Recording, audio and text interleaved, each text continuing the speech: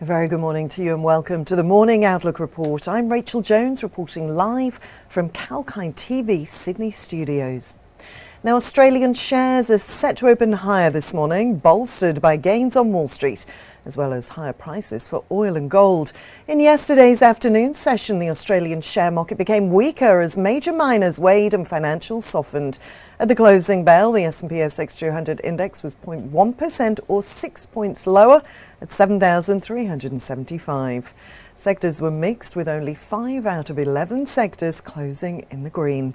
Technology was up 1.6%, following by real estate up 1.4%. Consumer discretionary was up 0.8%. Materials were the biggest drag, down 1.4%, with communication services down 0.4%.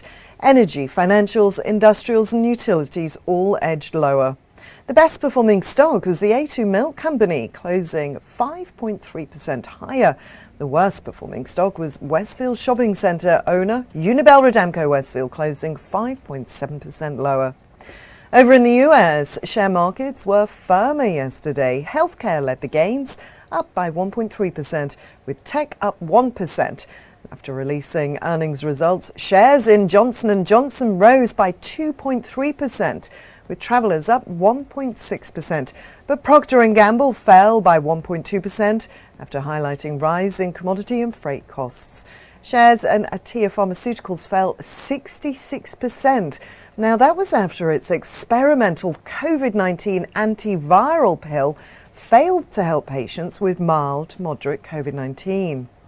Staying in the US, and the Dow Jones Index rose by 199 points, or 0.6%, to near session highs. The S&P 500 Index gained 0.7%, and the Nasdaq added 107 points, or 0.7%. In local business news from this morning, National Australia Bank Chair Philip Kalkine today announced the appointment of James Spenceley as a non-executive director of the NAB. This is effective from the 1st of December. Mr. Spenceley was the founder and former CEO of Vocus Communications. That was Australia's 4th largest telecommunications company, which was recently purchased by Macquarie Infrastructure and Real Assets. Count Plus has acquired Accurium from Challenger.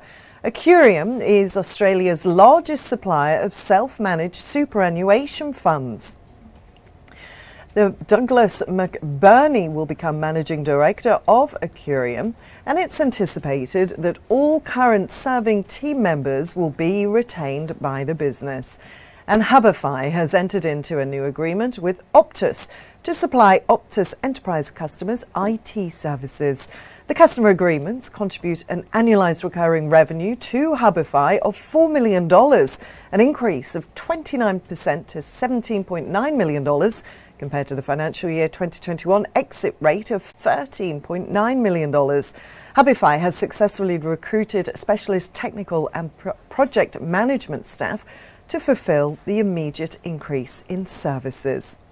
Well, let's take a short break here. Stay tuned to Kalkine TV. I'll be back soon.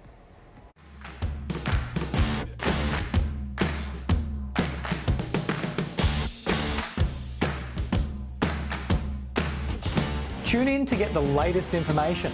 Whether it's about market movements or the currency graph, sectoral coverage or industry news. we cover it all on our news segments. Be on top of the latest news with Kalkine TV.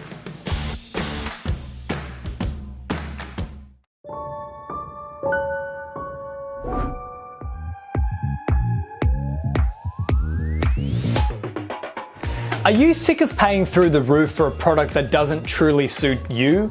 Want to make sure that you get the best deal possible? Then let us help you. At Kalkine, we do the research, run the numbers, and take a look at the true value of the product to make sure that you're informed as a consumer.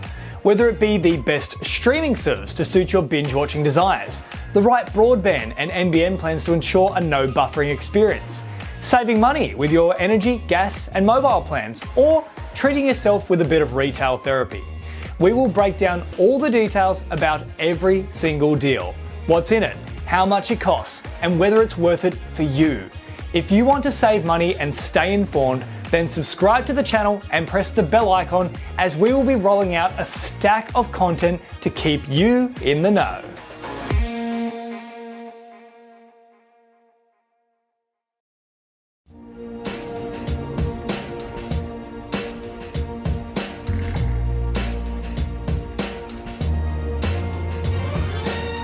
Property by Kalkine. Looking for a dream home? Well, that may sound easy, but it isn't. And from looking for a property that is the right fit for you in terms of cost and other factors, to zeroing down on the right mortgage plan, there are various aspects to consider. And for the latest lowdown on the property market, tune in on Kalkine TV with me, Sage. I will give the latest updates on the property market as well as real estate stocks to help you make the right decision. Keep watching Property with Kalkine.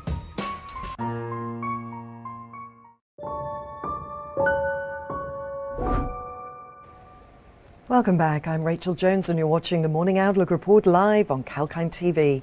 At yesterday's close, European share markets closed firmer. The Pan-European Stock 600 index rose by 0.3% and utilities rose 1.3%, with industrials up 0.9%. But the food and beverage sector fell 0.9%, dragged lower by a 3% fall by Danone, which warned about rising inflationary pressures. Telecom shares fell 0.8%, dragged lower by a 3.7% fall in shares of Ericsson. Ericsson announced plans to reduce its operations in China. The German DAX index lifted 0.3% and the UK FTSE edged higher by 0.2%. While in London trade, shares in Rio Tinto rose by 1% and shares in BHP lifted by 1.1%. US share markets were firmer. Healthcare led gains, up by 1.3%, with tech up 1%. Procter & Gamble fell 1.2%. And shares in Atea Pharmaceuticals fell 66%. Major currencies were mixed against the US dollar in European and US trade. The Aussie dollar was near 74.75 US cents. Global oil prices were firmer yesterday. Freezing temperatures forecast for northern China raised expectations of higher heating oil demand. The Brent crude price rose by 0.9% to $84.08 a barrel, and the US NYMEX crude price rose by 0.6% to 7-year highs at $82.96 a barrel. Base metal prices were lower on Tuesday. Copper lost 7.2% and zinc fell 5.7%. But nickel was the sole gainer, up by 0.5%. The gold futures price rose by 0.3% and spot gold was trading near $1,769 an ounce, while iron ore fell 0.5% to $123.50 an ounce. That's a tonne. Have a great day trading and stay tuned for more market updates and economic news live throughout the day. This is Rachel signing off for now.